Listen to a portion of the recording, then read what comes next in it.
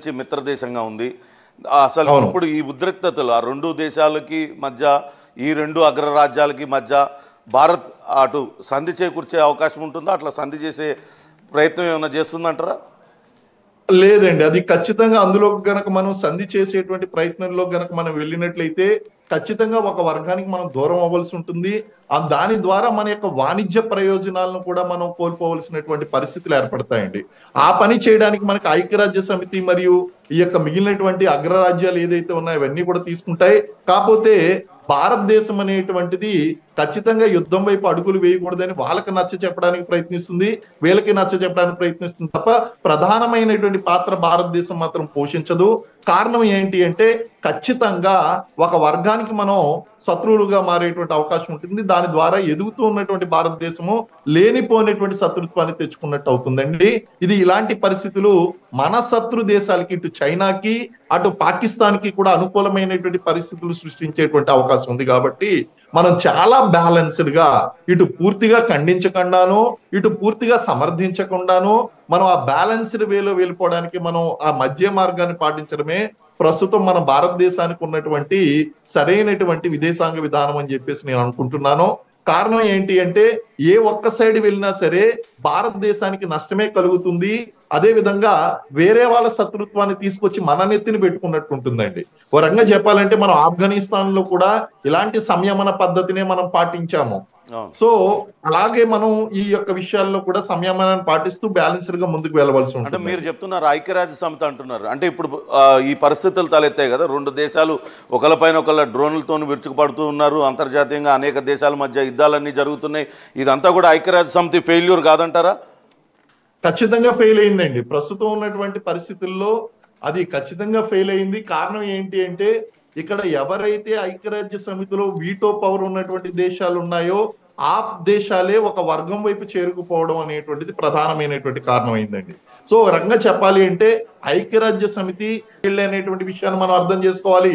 వీళ్ళకి ఆయుధాలు సప్లై చేస్తున్నారండి. ఆయుధాలు సప్లై చేయడం వల్ల వాళ్ళకి బెనిఫిట్ అవుతుంది. కాబట్టి వీటి ఐక్యరాజ్య సమితిని నిర్వీర్యం చేసి వీళ్ళు తమ యొక్క స్వప్రయోజనాల కోసం దేశాలు పోరాడుతున్నాయి. కాబట్టి దీనికి వెంటనే సమాధానం దొరికేటువంటి అవకాశం లేదు. ఎక్కడైతే సమస్య ప్రారంభమైందో అక్కడ ముగియడం ద్వారానే ఎక్కువగా మనకి దొరుకుతుంది తప్ప ఇతర రకాలైనటువంటి ఒత్తిళ్లకు వీళ్ళు ప్రయత్నించడం లేదు. ఇటు అమెరికా కూడా మనస్ఫూర్తిగా కోరుకున్నట్లయితే దీన్ని ఎప్పుడో ముగించేది. లేదా ఇటు రష్యా ఇటువంటి వాళ్ళకు కూడా వాళ్ళకి అవకాశం ఉన్నప్పటికీ కూడా వాళ్ళు కూడా బ్యాక్ స్టెప్ వేయడం అనేటువంటి జరుగుతుంది. కాబట్టి ఇది మరిన్ని రోజులు కొనసాగేటువంటి అవకాశం ఉందండి. అయితే ఇప్పుడు మీరు మూడు దేశాల పేరు చెప్పారండి. అగ్రరాజ్యం అమెరికా, అది పెద్దన్న పాత్ర పోషించాలి. ప్రతి తగువలో కూడా, ప్రతి దేశానికి సంబంధించిన తగువలో కూడా వేలు పెడుతుంటుంది. రష్యా చూస్తే పక్క దేశం ఉక్రెయిన్ పైన దాడి ప్రకటించింది. అక్కడ ఉన్న చిన్న చిన్న దేశాలన్నింటినీ తనలో కలుపుకునే ప్రయత్నం చేస్తుంది. ఇక చైనా భారత భూభాగంలో పదే పదే వేలు పెడుతూ ఉంది. ఇంకా ఇతర దేశాలతో కూడా తగువ తెంచుకుంటూనే ఉంది. అంటే ఐక్యరాజ్య సమితిలో వీళ్ళే బలమైన వాళ్ళుగా ఉన్నారు, ఇతర దేశాలపైన కూడా ఆధిపత్యం. అలాగేం లేదు, వీళ్ళే బలమైనటువంటి వాళ్ళు ఉన్నారని కాదండి. మనకి ఇతర దేశాలు వాళ్ళు ఉన్నా సరే ఇప్పుడు ప్రతి దేశానికి ప్రస్తుతం ఉన్నటువంటి సమస్య ఏంటి అంటే అండి, ఒక విషయంలో గనక మనం వేలు పెడితే మనం వేరే విషయంలో దాని యొక్క ఆంక్షలు మన మీద పడేటువంటి అవకాశం ఉంది.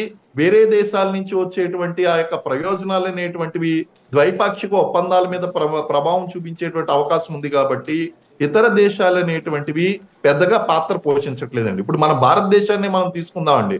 భారతదేశం ఎదుగుతూ ఉన్నటువంటి శక్తి కరెక్టే, కానీ శాసించేటువంటి శక్తి అయితే కాదు. ప్రజెంట్ సిచ్యువేషన్ లో ఎలా తయారైపోయిందంటే ఏ దేశము కూడా ఏ దేశాన్ని కూడా శాసించేటువంటి స్థితిలో వెళ్ళలేదండి. ఎప్పుడైతే ఒక అబ్సల్యూట్ పవర్స్ అనేటువంటివి ఉంటాయో అబ్సల్యూట్ పవర్స్ అనేటువంటి స్వప్రయోజనానికి వాడకుండా అది మొత్తం ప్రపంచ శాంతి కోసం ఉపయోగిస్తారో అటువంటిప్పుడు ఉపయోగపడుతుందండి. కానీ అలాంటి దృక్పథం ఉన్నటువంటి దేశాలు ఇప్పుడు మనకు కనిపించట్లేదండి. ప్రతి దేశానికి కూడా వాటికి అంతర్యుద్ధాలు ఉన్నాయి. ఈ ల్యాండ్ బార్డర్ ఇష్యూస్ ఉన్నాయి. నైబరింగ్ కంట్రీస్ తో వాళ్ళకి సత్సంబంధాలు అనేటువంటి సరిగ్గా లేవు. ఎవరి ప్రాబ్లమ్స్ వాళ్ళకి ఉన్నాయండి. ఇటువంటి సిచ్యువేషన్ లో సూపర్ పవర్ గా ఎదగాలి, మా యొక్క పాత్ర ఏదైతే ఉందో ఈ ఆసియాలో భారతదేశాన్ని సూపర్ పవర్ గా ఎదగనివ్వకూడదు అనేటువంటి చైనా ప్రయత్నం ఒక పక్కన, అలాగే అగ్రరాజ్యంగా ఎదగకూడదు అనేటువంటి ప్రయత్నం అమెరికా యొక్క ప్రయత్నం ఒక పక్కన, అలాగే ఇక్కడ ఏదైతే మధ్య ప్రాచ్యంలో సమస్యలు అనేటువంటివి ఉన్నాయో దాన్ని అలాగే ఉంచి వీళ్ళందరినీ కూడా కంట్రోల్లో పెట్టాలనేటువంటి ఆలోచన, ఇవన్నీ కూడా ఏంటి అంటే ఈ యొక్క సమస్యను జటిలం చేస్తున్నాయి తప్ప ఒక శాశ్వత పరిష్కారం అనేటువంటిది చూపించలేకపోతున్నాయండి. కాబట్టి we need to wait and see. Srinivas గారు, చివరిగా ఒక ప్రశ్న అండి. సుదీర్ఘకాలం మీరు ఆర్మీలో పనిచేశారు, ఇటువంటి ఎన్నో చూసుంటారు, యుద్ధాలు అవన్నీ కూడా. ఇప్పుడు ఇరాన్ అధ్యక్షుడు హెలికాప్టర్ కూలిపోవడం, ఆయన మృతి చెందడం, మీరు ప్రతికూల పరిస్థితులు అయి ఉండొచ్చు అని చెప్పారు. అలానే ఇటు అనుమానాలు కూడా కొట్టిపారేయలేమని చెప్తున్నారు. అసలు కంక్లూజన్కి రావాల్సి వస్తే ఏ రకంగా రావాల్సి ఉంటుంది? ఆ వాతావరణ పరిస్థితులు అనుకూలించకనే క్రాష్ ల్యాండింగ్ అయి ఉంటుందా, లేకుంటే అటు ఇజ్రాయెల్ అత్యంత బలమైన సీక్రెట్ సర్వీస్ ఏజెన్సీ కలిగి ఉన్నది ఇజ్రాయెల్ కూడా, అలానే అమెరికా సిఐఏ, ఈ రెండూ కలిసి ఉన్న విద్రోహ చర్యకు పాల్పడి ఉంటే తర్వాత ఎటువంటి పరిస్థితులకు దారితీసే అవకాశం ఉంటుందండి? ఒకటండి, ఫస్ట్ ఆఫ్ ఆల్ కంక్లూషన్ రావడానికి ఇట్ ఈస్ టూ ప్రీమెచ్యూర్ అండి. ఎందుకంటే మనం ఇనీషియల్ గా ఉన్నటువంటి ప్రాబబిలిటీస్ మాత్రమే అంచనా వేయగలమండి. కానీ మీరు అన్నటువంటి ప్రాబిలిటీ ఏదైతే ఉందో, ఇప్పుడు మీరు ఒక మంచి అంచనా వేశారు ఏంటి అంటే, ఇది ఖచ్చితంగా గనక విద్రోహ చర్య గనక అయితే గనక ఇది ఖచ్చితంగా సమస్యను జటిలం చేస్తుంది. And Iran will take a firm step అండి, చాలా ఫర్మ్ స్టెప్ తీసుకోవాల్సినటువంటి అవసరం ఉంది, అది తీసుకుంటుంది కూడా. So this is going to be a big issue. సమస్యను తగ్గడం కాదు కదండి, ఇది ఖచ్చితంగా రెట్టింపు చేస్తుంది ఒకవేళ కనుక ఇందులో విద్రోహ చర్య కనుక కనిపిస్తే గనక. కానీ అటువంటి ప్రకటనలు ఏమీ కనిపించకపోవడానికి గల కారణం ఏంటి అంటే, it is not the time to do the speculations. And also ఏంటి అంటే, ఈ సమయం it is too premature to come to a conclusion. ప్రాబబిలిటీని మాత్రం వాళ్ళు కొట్టేయడం లేదు, ప్రాబబిలిటీని మాత్రం కొట్టేయడానికి వీలు లేదండి. కారణం ఏంటి అంటే, we have to wait and see.